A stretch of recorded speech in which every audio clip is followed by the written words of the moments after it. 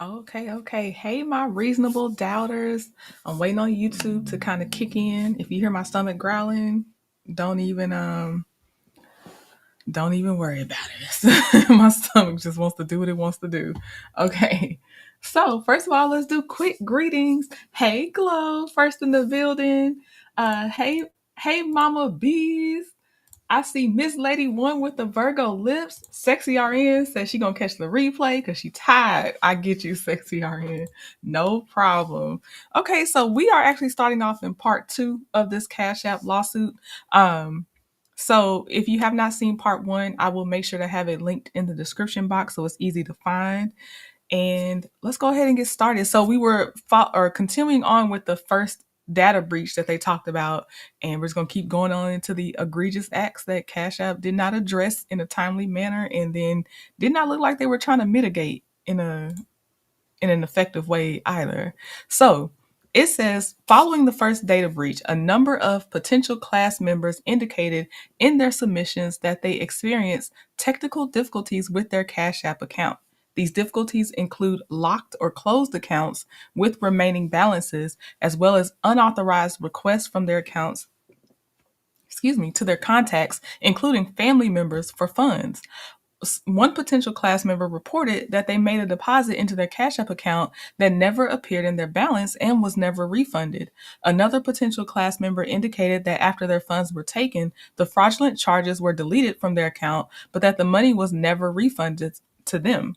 Many of the submissions also indicated that potential class members had their data stolen. Potential class members reported finding their information, including names, addresses, email addresses, and bank accounts, on the dark web. Other potential class members submitted their credit card information and social security numbers, or I'm sorry, they said their credit card information and social security numbers were hacked. Potential class members indicated that their bank accounts and credit cards were locked, in addition to unauthorized charges. One potential class member indicated that they were denied a credit card because of the activity following the first data breach. Another potential class member submitted that even after they were provided a new credit card, the fraudulent charges continued. Finally, potential class members submitted that they had issues with their email accounts being hacked after the first data breach. One potential class member even indicated that they received threats from the individuals that hacked their email account. The following are a small sample of over 1,000 submissions from potential class members. So this person said, I had money stolen from my Cash App account through Bitcoin. It was close to $3,000. Cash App verified that my account was hacked and did not return my funds. After they said my account was compromised, I have emails and screenshots of my Cash App. This person said, Cash App data breach, lost most of my taxes, never spent. Over 25 Uber transactions was allowed, didn't authorize, or have connections to. Money was taken out of my account when my card was locked. Another person said my Cash App was deleted and my money was taken, and there is no explanation on how or why. Another person said, I am interested in getting legal justice from Cash App. I had $1,100 taken from them. This person said my Cash App was hacked and $1,400 was removed from my Cash App balance on February 23rd, 2023. I received an email from Cash App stating I requested a change of personal information, including my email. I was asked to contact them if I did authorize the change. I contacted Cash App to advise I did not authorize any changes. The scammer has attempted to scam my family by requesting money from my mother, $200, my girlfriend, $500, and my daughter, $200, and she actually sent the funds. Fortunately, my bank refunded her the money immediately. Once contacted, Chase have filed two separate complaints with Cash App without any resolution, or it says RE. And as of today, March 24th, 2023, Cash App is not offering any customer support and has denied my claim. Another person said, I had over $6,000 stolen out of my Cash App. Another person said, I've had Cash App for now almost 3 years and they have allowed the data breach, but also did not help me when my account was hacked during the breach, and had over $20,000 stolen during the breach, as well as fraudulent transactions that Cash App will not refund or help me at all. They have caused me to lose everything. This person says, My personal information was changed on my account, locking me out and allowing someone else to take over my account and investments.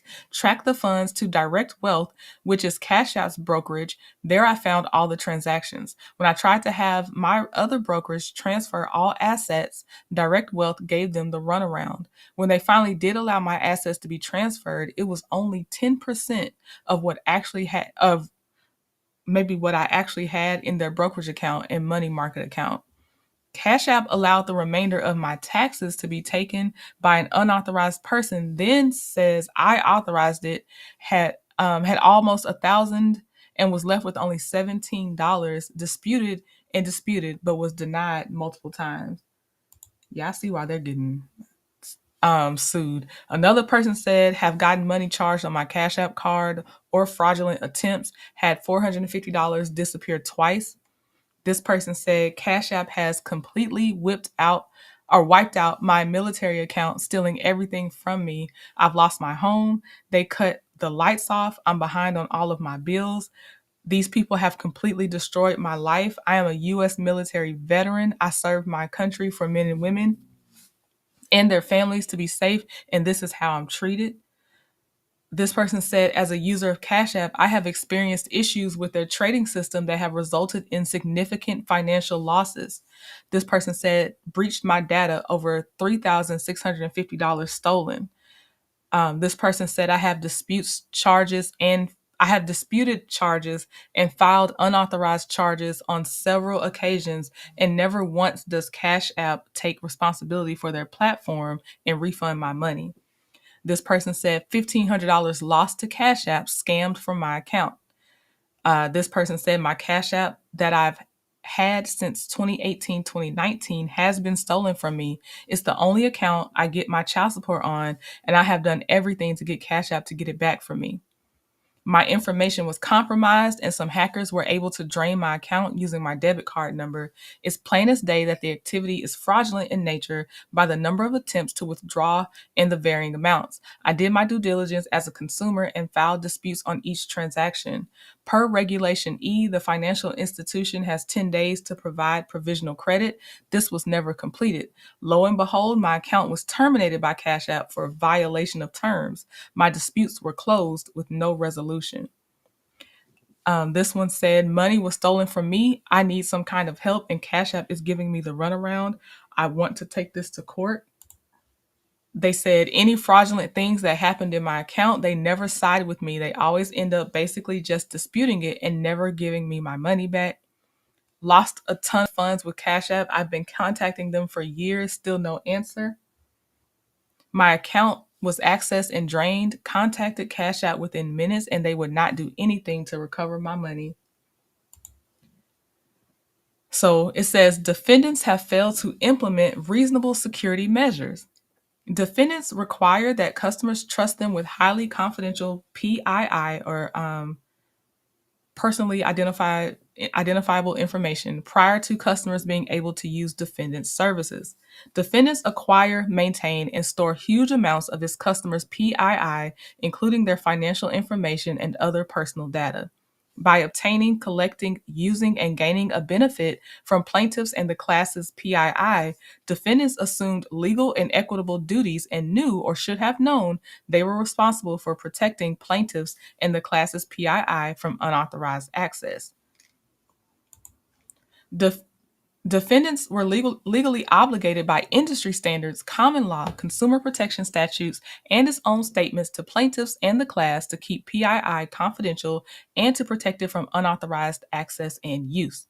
Defendants failed to properly safeguard plaintiffs and the class's PII, allowing it to be accessed in an unauthorized fashion and for criminal purposes.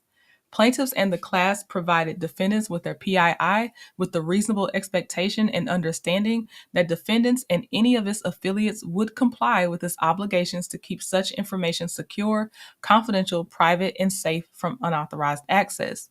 Defendants' failure to provide adequate security is especially egregious because defendants do business in a field that has always been a frequent target of criminals and scammers seeking access to prized financial PII. In fact, defendants have been on notice for years that plaintiffs and the class's PII is a target for criminals. Despite this knowledge, defendants have failed to implement and maintain reasonable and appropriate administrative and data security measures to protect plaintiffs and the class's PII from criminal access that defendants anticipated, as evidenced by its privacy notice, and should have guarded against. As noted above, it is no longer a secret that PII is valuable, fungible, and the pot of gold at the end of the rainbow for cyber criminals. Sorry. Okay. Defendants fail to comply with the FTC guidelines. Defendants are forbidden from engaging in unfair or deceptive acts or practices in or affecting commerce by the FTC. The FTC has concluded that a company's failure to maintain reasonable and appropriate data security for consumers' sensitive PII is an unfair practice in violation of the FTC Act 13. The FTC has promulgated numerous guides for businesses that highlights the importance of implementing reasonable data security practices. According to the FTC, the need for data security should be factored into all business decision making. In 2016, the FTC updated its publication, Protecting Personal Information, A Guide for Business, which established cybersecurity guidelines for businesses. The guidelines note that businesses should protect the personal customer information they keep, properly dispose of personal information that is no longer needed, encrypt information stored on computer networks, understand their network's vulnerabilities, and implement policies to correct any security problems. And these are definitely all reasonable expectations. Hey y'all. Hey Nene, Aries, Miss Cheryl, Mama Capricorn. Hey Hill 75. It says the FTC recommends that companies not maintaining PII longer than is needed to authorize a transaction, limit access to PII, require complex passwords on networks, and verify that third-party service providers have implemented reasonable security measures. The FTC has brought enforcement actions against businesses for failing to adequately and reasonably protect PII, treating the failure to employ reasonable and appropriate measures to protect against unauthorized access to confidential consumer data as an unfair act or practice prohibited by Section 5 of the FTC Act. Orders resulting from these actions further clarify the measures businesses must take to meet their data security obligations. Defendants were at all times fully aware of their obligation to protect the PII of its users, including plaintiffs and the class members, because of its position as a trusted financial investment account administrator. Sorry, y'all. If y'all hear my stomach growling, I am so sorry. Defendants were also aware of the significant repercussions that would and have resulted from their failure to protect its customers' PII. Plaintiffs and the class suffered damages. The ramifications of defendants' failure to implement adequate security measures on their platform are longstanding and severe. Unauthorized access to Cash App accounts has already caused harm to users, and Cash App has not sufficiently remedied those harms that have occurred. In addition, for plaintiffs and class members with stolen PII, once PII is stolen, fraudulent use of that information and damage to victims may continue for years. Y'all can hear it? Okay, good. It's egregious over here. It's ridiculous, Hill 75. So I'm really glad it's not picking up on this microphone. Because I'm like, this is embarrassing. Okay, thank you.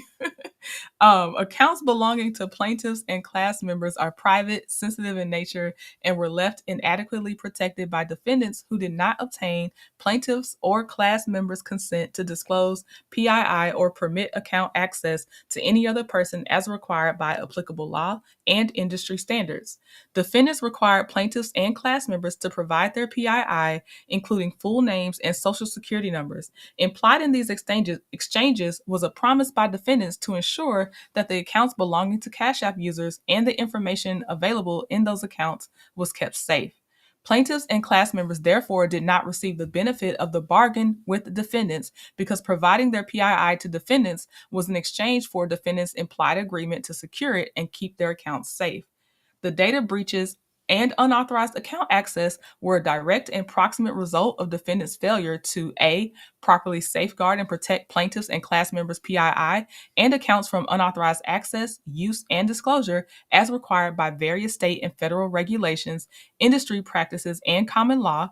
B, establish and implement appropriate administrative, technical, and physical safeguards to ensure the security and confidentiality of plaintiffs' and class members' PII and accounts, and C, protect against reasonably foreseeable threats to the security or integrity of PII and accounts.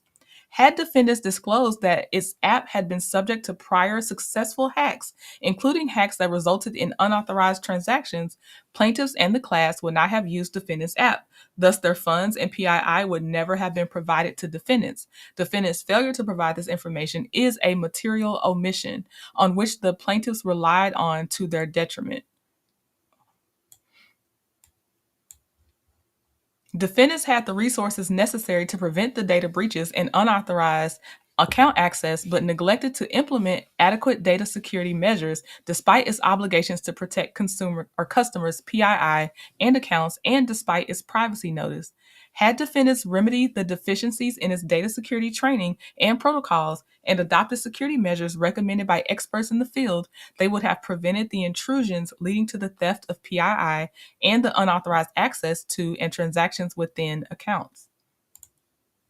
As a direct and proximate result of defendants' wrongful omissions, negligence, actions, and inactions, plaintiffs and class members have been placed at an imminent, immediate, and continuing increased risk of harm from identity theft and fraud, requiring them to take the time which they otherwise would have dedicated to other life demands, such as work and family, to mitigate the actual and potential impact of the data breaches on their lives. And you know what's so bad? Without this lawsuit, and they did get a settlement, obviously it will never make up for what each individual actually lost. And what we still don't know what people lost because we don't know whose information is out there on the dark web. They still would have just been going along to get along. Like the Cash App Corporation, all that would have just gone along to get along.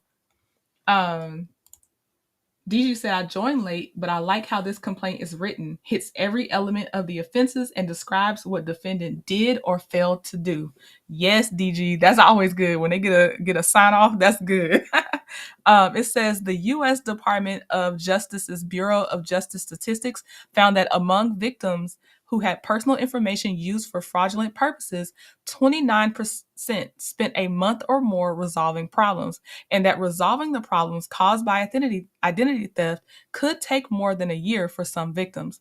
As a direct result of the defendant's failures to implement adequate security measures, plaintiffs and class members have suffered, will suffer, and are at increased risk of suffering.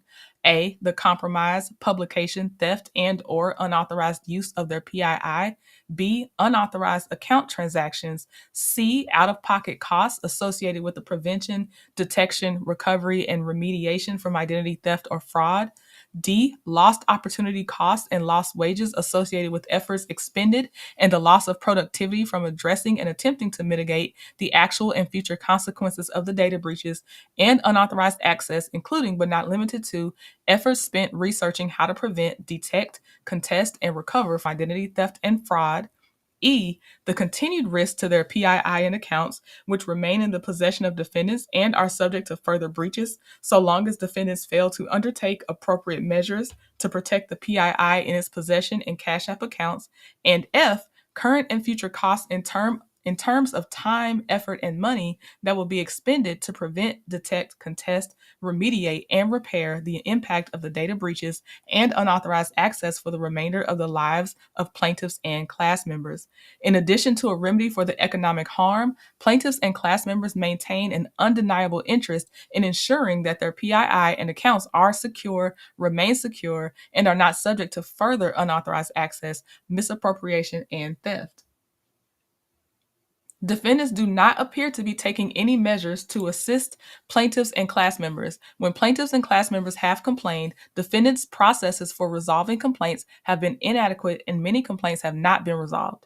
Defendants' failure to adequately protect plaintiffs and class members' PII and accounts has resulted in plaintiffs and class members having to undertake tasks requiring extensive amounts of time, calls, and for many of the credit and fraud protection services, payment of money, while defendants sit by and do nothing to assist those affected by their negligence. Instead, defendants are putting the burden on plaintiffs and class members to discover possible fraudulent activity and identity theft.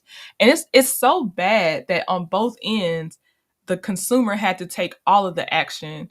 They had to they try to open disputes. Cash App not only will not acknowledge that they were in the wrong, but will not remedy the money that the people know were taken fraudulently, then also do not further protect their information from further harm or fix a breach, or again, like they said, they enrich themselves by not notifying people, hey, we have had data breaches, and that would have given some people a choice of maybe they didn't want to do business with Cash App.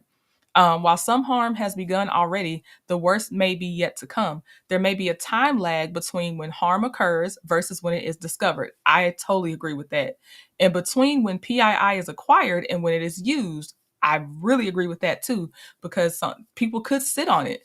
Even identity theft monitoring services only alert someone to the fact that they have already been the victim of identity theft, i.e., fraudulent acquisition and use of another person's PII. They do not prevent identity theft. Although their PII was improperly exposed in or about December 2021, affected current and former employees were not notified of the first data breach until a year later, depriving them of the ability to promptly mitigate potential adverse consequences resulting from the first data breach.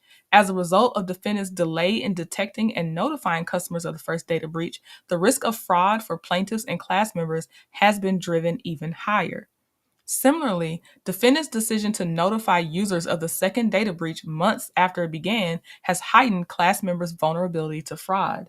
Class allegations. Pursuant to Rule 23 of the Federal Rules of Civil Procedure, plaintiffs bring this action on behalf of herself and the following proposed nationwide class defined as follows: all persons who are current or former customers of defendants or any of defendants' affiliates, parents, or subsidiaries, and who had their PII, Cash App account, or Cash App investing account accessed or obtained without their authorization, or who otherwise had unauthorized, unintended, or fraudulent withdrawals or transfers to or from, or alleged error in connection with a Cash App or Cash App investing account or any linked financial account.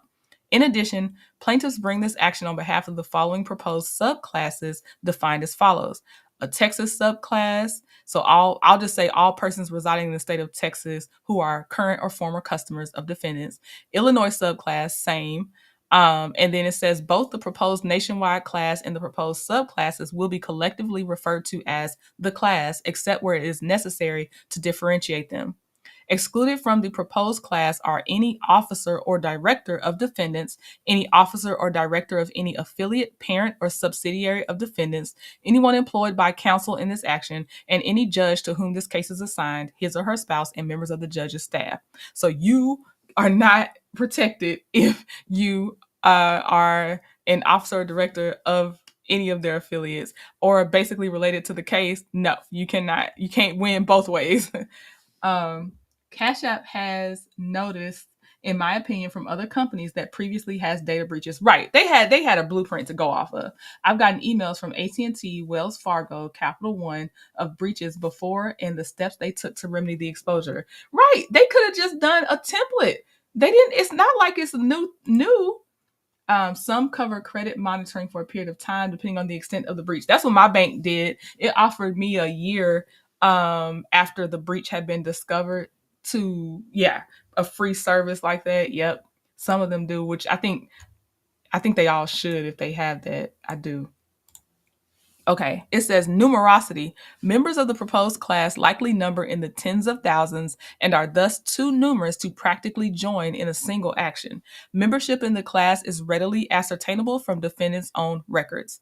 Commonality and predominance. Common questions of law and fact exist as to all proposed class members and predominate over questions affecting only individual class members. These common questions include whether defendants engaged in the wrongful conduct alleged herein, whether defendants' inadequate data security measures has resulted in compromising plaintiffs and the other class members' PII, whether defendants owed a legal duty to plaintiffs and the other class members to exercise due care in collecting, storing, and safeguarding their PII, whether defendants negligently or recklessly breached legal duties owed to plaintiffs and the class members to prevent fraud on Cash App and to exercise due care in collecting, storing, and safeguarding their PII, whether defendants' error resolution processes were inadequate, whether plaintiffs and the class are at an increased risk for identity theft because of the data breaches, whether defendants fail to implement and maintain reasonable security procedures and practices for plaintiffs and class members' PII in violation of Section 5 of the FTC Act,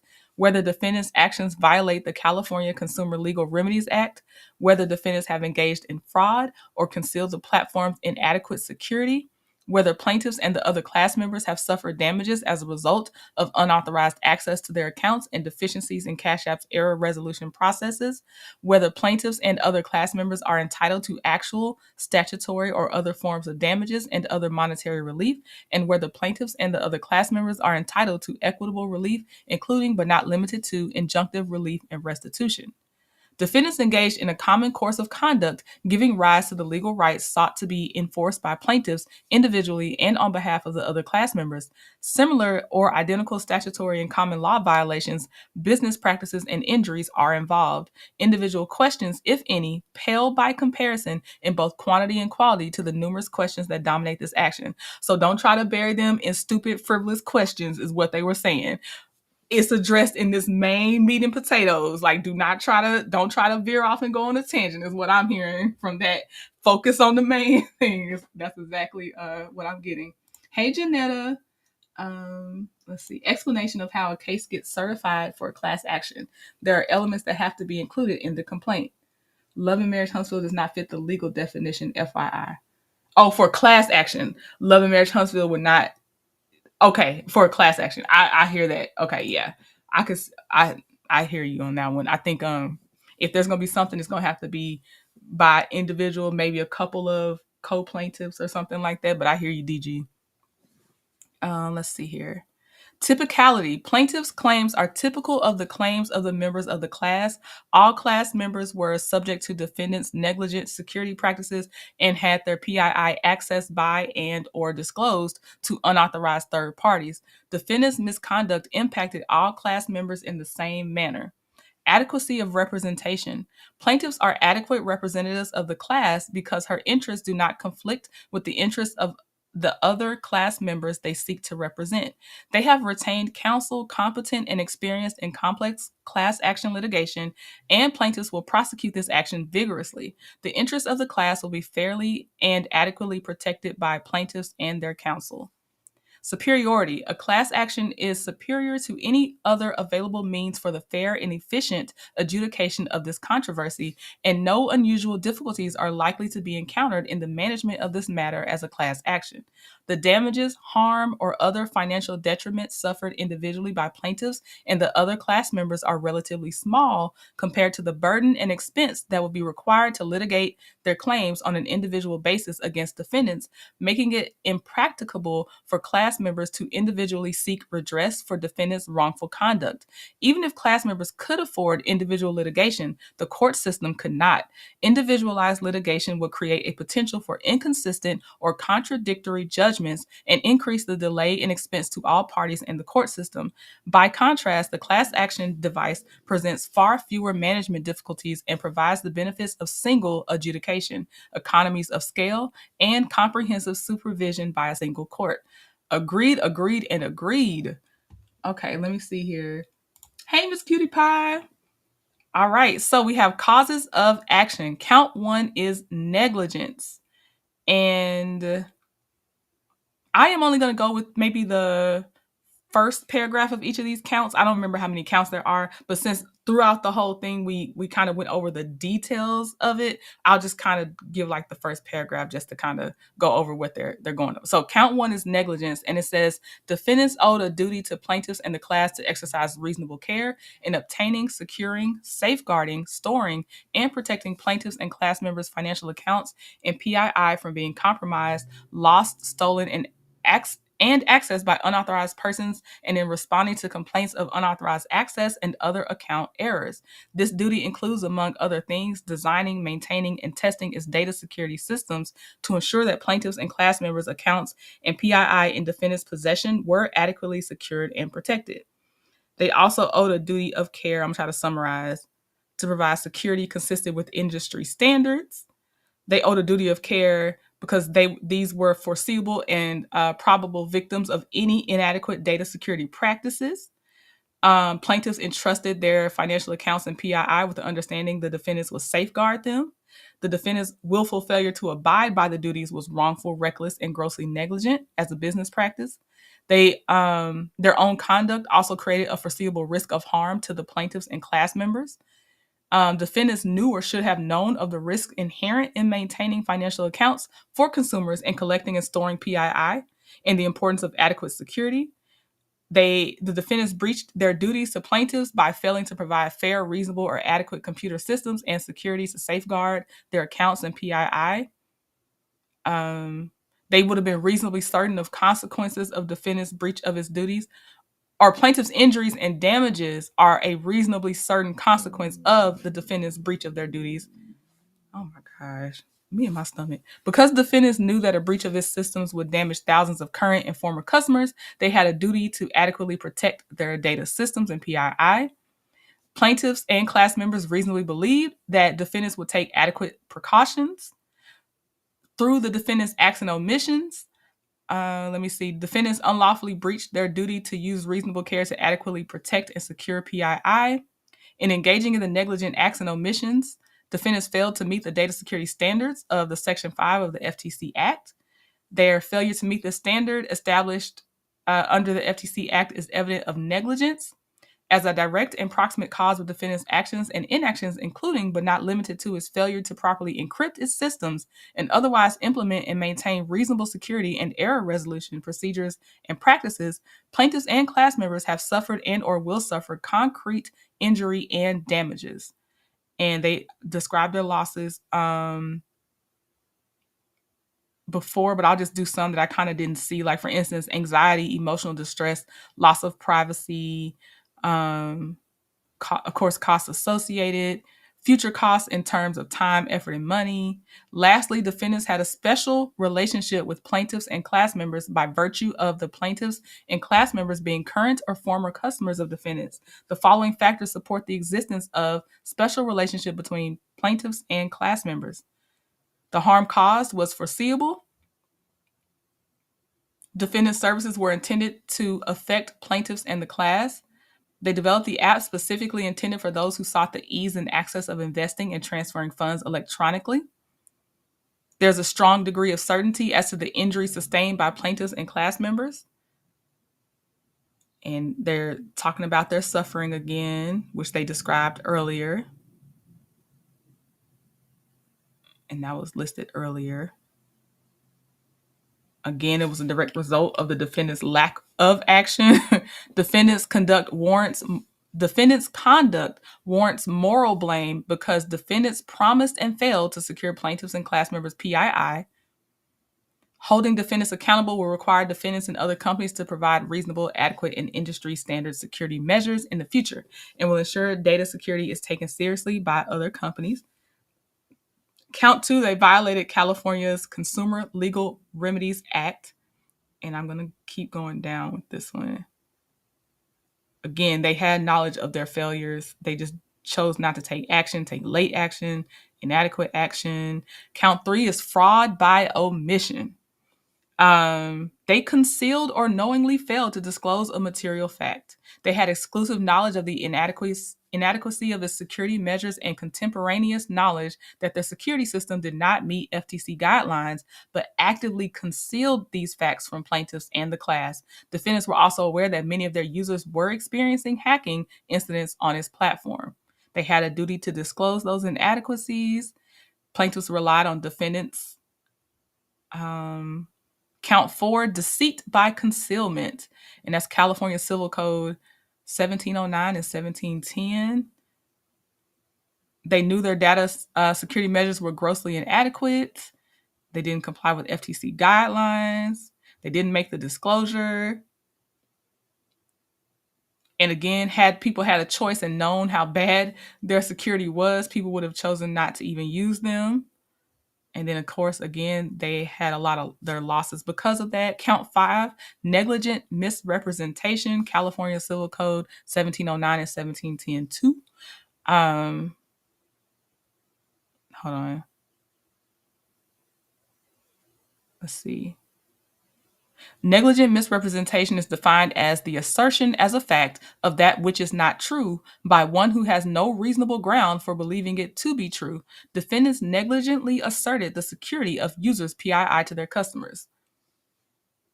They made it as a material fact via their privacy policy that they did take reasonable precautions to protect users' information from theft, misuse, disclosure, and unauthorized access. Hey, Bama girl, Lenora. Hey, my sweet sis, 41 Fit. Okay. So again, it says they made the assertion with the intent that plaintiffs in the class would rely on it. Okay. Of course, the plaintiffs were unaware that they were lying. Count 6, breach of implied contract. Defendant offers services to his current or former customers, including plaintiffs, in exchange for a payment. As a condition of the services, defendants required plaintiffs and class members to provide their PII and other personal information. Implied in these exchanges was a promise by the defendants to ensure that the PII basically would be secure and would only be used in the proper way it should be used. Okay. Keep going. Count 7, breach of confidence. At all times during plaintiff and class members' interactions with defendants as his customers, defendants were fully aware of the confidential and sensitive nature of plaintiffs and class members' PII.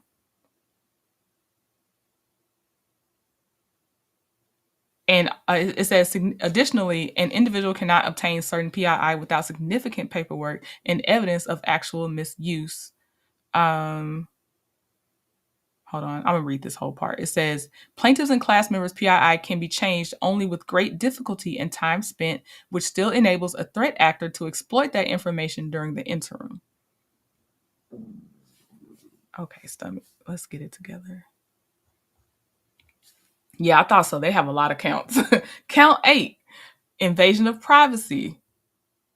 Okay, this one's for Texas. Texas establishes the right to privacy in the Texas Constitution's right to privacy clause. Okay. Keep going. Count 9, breach of fiduciary duty. In light of his special relationship, defendants became the guardian of plaintiffs and class members' PII. Defendants became a fiduciary created by his undertaking in guardianship of his customers' PII to act primarily for the benefit of those customers, including plaintiffs and class members. Count 10, breach of covenant of good faith and fair dealing. They entered into implied contracts in which defendants agreed to comply with the statutory and common law duties and industry standards to protect plaintiffs and class members' PII and to timely detect and notify them in the event of a data breach. Count 11, declaratory and injunctive relief. Okay, it says, hold on, I'm going down some. Since the first data breach, defendants have announced few, if any, changes to its data security infrastructure, processes, or procedures to fix the vulnerabilities in its computer systems and or security practices which permitted the data breaches to occur and thereby prevent future attacks. Defendants have not satisfied its contractual obligations and legal duties to plaintiffs. In fact, now that defendants' insufficient data security is known to hackers, the PII in defendants' possession is even more vulnerable to cyber attack. Yeah, I agree. Actual harm has arisen regarding defendants' contractual obligations and duties of care to provide security and response measures to plaintiffs. They are at risk of additional or further harm due to the exposure of their PII. There's no reason to believe that defendants' security measures are any more adequate now than they were before the data breaches to meet defendants' contractual obligations and legal duties. I was wondering, and I'm like, these people probably settled and didn't change much. Plaintiffs therefore seek a declaration that defendants' existing security measures do not comply with its contractual obligations and duties of care to provide adequate security, and that to comply with its contractual obligations and duties of care, defendants must implement and maintain reasonable security measures, including, but not limited to, ordering that defendants engage third-party security auditors, penetration testers, as well as internal security personnel to conduct testing, including simulated attacks, penetration tests, and audits on defendant systems on a periodic basis, and ordering defendants to promptly correct any problems or issues detected by such third-party security auditors.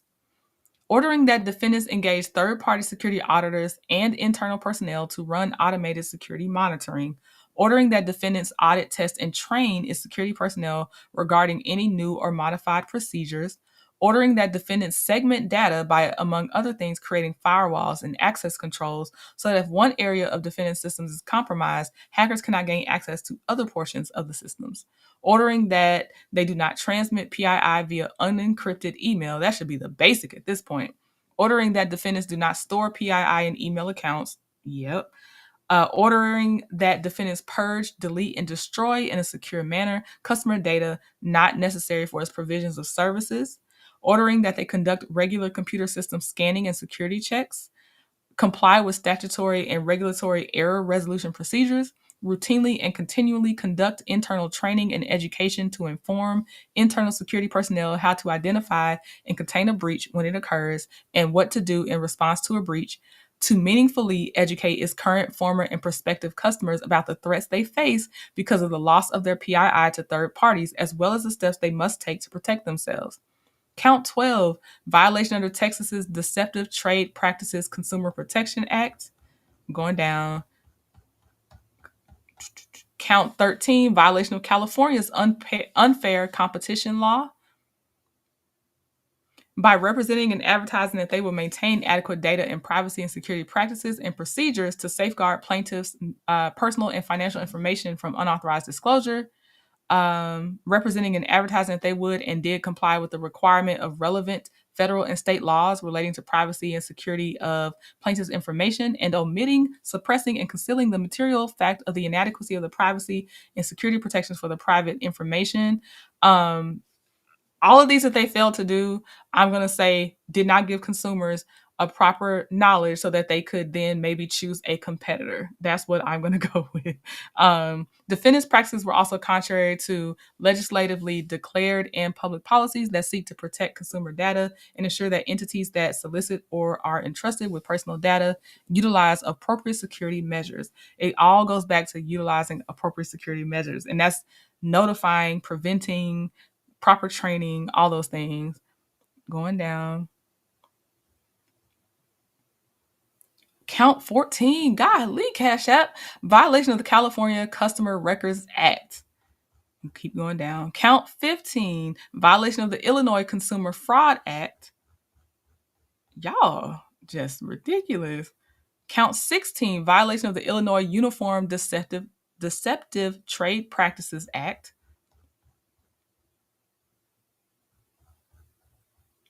Okay, here's the prayer for relief. Wherefore, plaintiff individually and on behalf of herself and all others similarly situated respectfully request the court enter an order certifying the proposed class as requested herein, appointing plaintiffs as class representative and the undersigned counsel as class counsel, finding that defendants engaged in negligent and unlawful conduct as alleged herein, granting injunctive relief requested by plaintiff, including but not limited to injunctive and other equitable relief as is necessary to protect the interests of plaintiffs and class members, including but not limited to an order prohibiting defendants from engaging in the wrongful and unlawful acts described herein, requiring defendants to protect, including through encryption, all data collected through the course of its business in accordance with all applicable regulations, industry standards, and federal, state, or local laws, requiring defendants to delete, destroy, and purge the PII of plaintiffs and class members unless defendants can provide to the court reasonable justification for the retention and use of such information when weighed against the privacy interests of plaintiffs and class members, requiring defendants to implement and maintain a comprehensive information security program designed to protect the confidentiality and integrity of the PII of plaintiffs and class members, PII, prohibiting them from maintaining plaintiffs and class members' PII on a cloud-based database, requiring defendants to engage independent third-party security auditors, penetration testers, as well as internal security personnel to conduct testing, including simulated attacks, penetration tests, and audits on defendant systems on a periodic basis, and ordering defendants to promptly correct any problems or issues detected by such third-party security auditors. Engage independent third-party security auditors and internal personnel to run automated security monitoring, audit, test, and train its security personnel regarding any new or modified procedures, segment data, conduct regular database scanning and securing checks, Establish an information security training program that includes at least annual information security training for all employees, with additional training to be provided as appropriate based upon the employee's respective responsibilities with handling PII, as well as protecting the PII of plaintiffs and class members. Conduct internal training and education routinely and continually and on an annual basis. Inform internal security personnel how to identify and contain a breach when it occurs and what to do in response to a breach. Implement a system of tests to assess its respective employees' knowledge of the education programs discussed in the preceding subparagraphs, as well as randomly and periodically testing employees' compliance with defendants' policies, programs, and systems for protecting PII. Requiring defendants to implement, maintain, regularly review, and revise as necessary a threat management program designed to appropriately monitor defendants' information networks for threats, both internal and external, and assess whether monitoring tools are appropriately configured, tested, and updated. Meaningfully educate all class members about the threats that they face as a result of the loss of their confidential PII to third parties, as well as the steps affected individuals must take to protect themselves. Implement logging and monitoring programs sufficient to track traffic to and from defendant servers.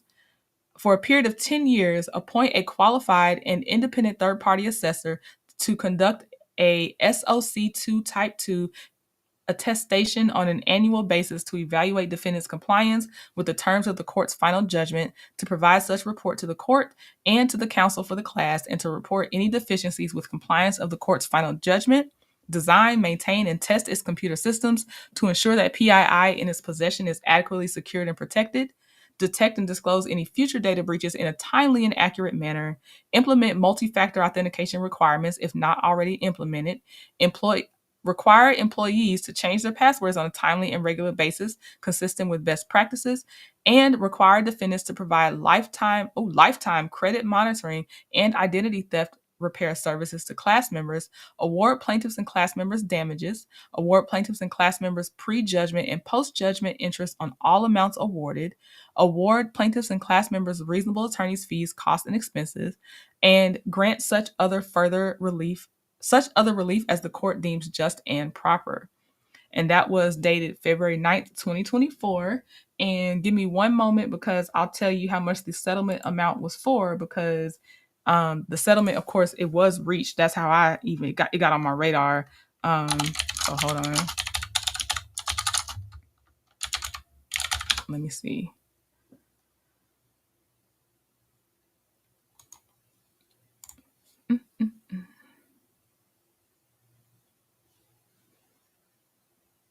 Okay.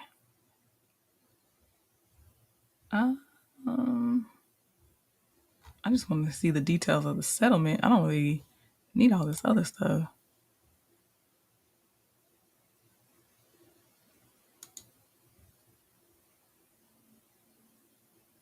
Okay, there it goes. $175 million.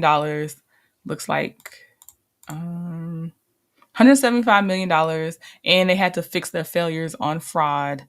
This is according to the Consumer Financial Protection Bureau. They ordered the operator of Cash App to pay $175. I'll share my screen. $175 million and to fix their failures on fraud. And that was January 16th, 2025.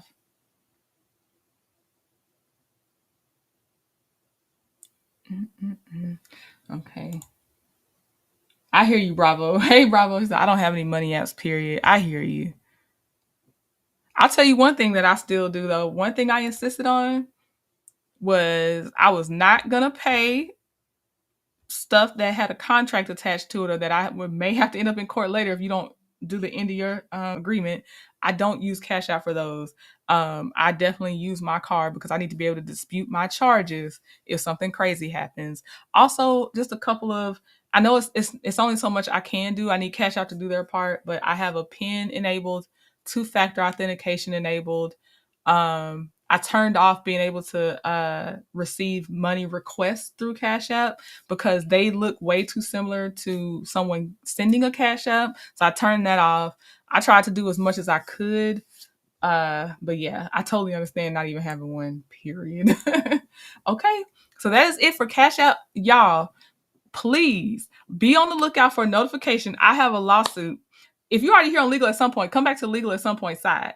I got a lawsuit and they speaking spicy in the first two paragraphs.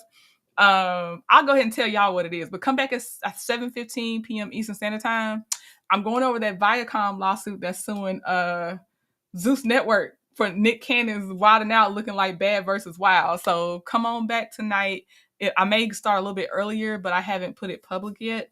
So yeah, so come back if you want to see, because the first two paragraphs I said, this is one of the sentences read. It said Zeus Network took the path of the least resistance, basically of copying Wilding Out, basically bar for bar. So I was like, ooh, who wrote this? And I hope you write like this throughout the lawsuit, because I love a spicy narrative. So hopefully y'all come back tonight. We can go over that lawsuit together.